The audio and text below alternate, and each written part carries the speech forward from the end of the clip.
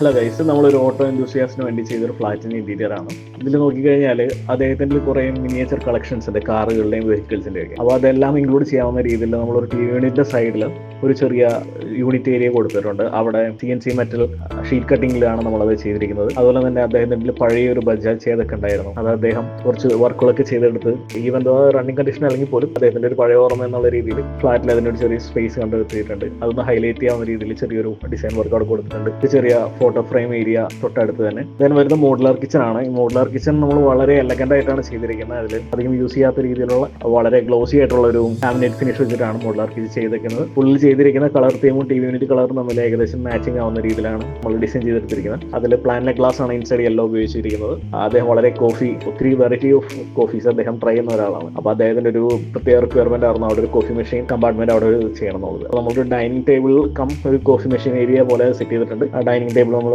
Terrazzo ഫിനിഷിംഗിലാണ് ചെയ്തിരിക്കുന്നത്. അതുപോലെ അത്യാവശ്യം കുറച്ചധികം പേർക്ക് ഇരിക്കാവുന്ന രീതിയിലുള്ള ഒരു C ഷേപ്പ് ലെതർ സോഫ നമ്മൾ ആഡ് ഓൺ ചെയ്തിട്ടുണ്ട്.